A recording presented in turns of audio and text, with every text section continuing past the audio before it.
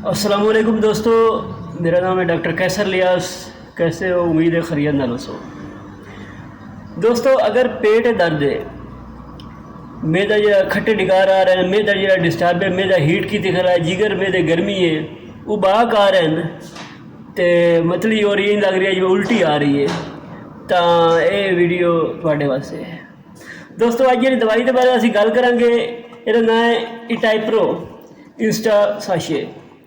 इटाइप्रो Insta sachet ये LCI company है, वो बनाती है। इसके अंदर है मेप्राजोल 40 mg, तो सोडियम बाइकार्बोनेट 1680 mg। और गल करते हैं कि इस साशे के फायदे की हैं, नुकसानात की हैं। दोस्तों, जिस तरह ना तो ये अंदर मेप्राजोल होता है, और मेप्राजोल का काम होता है कि मैदे को सैट करना। मैदा अगर बहुत हीट कर रही है, गर्मी मैदा बहुत कर रही है, पेट दर्द हो रही है, और इसके अलावा उल्टी आ रही है, उबाक जी आ रहे हैं, तो उस वास्ते ये ज़बरदस्त चीज़ है। अद्धा गिलास पानी का लेना है, अद्धे गिलास पानी एक साशे अद्धा डाल के घोल के पी जाना है, तो 5 मिनट इंशाअल्लाह तुसी फिट हो जासो। बदहजमी वगैरह जी वो भी सैट हो जासी। इस तो इलावा बाकी भी जो मैदे के मसले हैं वो ठीक हो जाते हैं। इस तरह शुगर फ्री है, शुगर के मरीज़ जोड़े वो इस्तेमाल कर सकते हैं आराम नाल। तो ये तकरीबन 30 रुपये का साशे सिर्फ।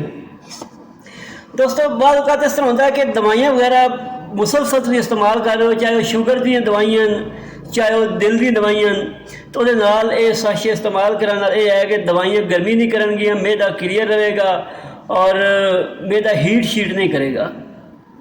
इस तो इलावा अगर तुसी बहुत कोई ऐसी पेन वगैरह है, मून दर्द है, या इस तो इलावा कोई मुसलसल तुम दवाई यूज़ कर रहे हो, चाहे वो 10 दिन हो गए या 15 दिन दूसरी दवाई खावनी है, वो ये साशे ज़रूर इस्तेमाल करना है। इस साशे का ये फायदा सी कि तुहाडा जिगर और मैदा जोड़ा है वो गर्मी नहीं करेगा।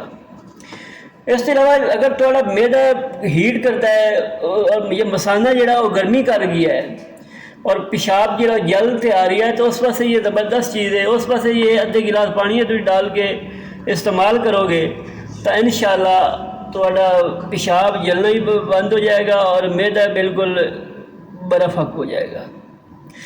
दोस्तों, ये साशे सस्ता जी ज़रूर है, लेकिन इसका बहुत फ़वायद हैं।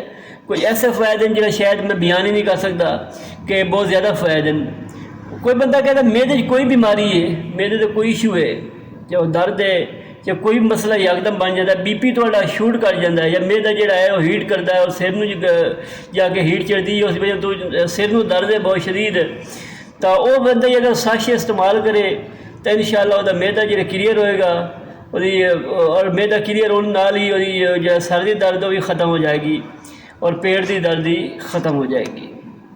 दोस्तों, ये आज की वीडियो, उम्मीद है वीडियो तुम पसंद आई हो सी। वीडियो पसंद आई हो तो लाइक करो, वीडियो लाइक करो और चैनल को सबसक्राइब कर लो, ताकि नई आने वाली वीडियो तुहाडे तक पहुंच सके।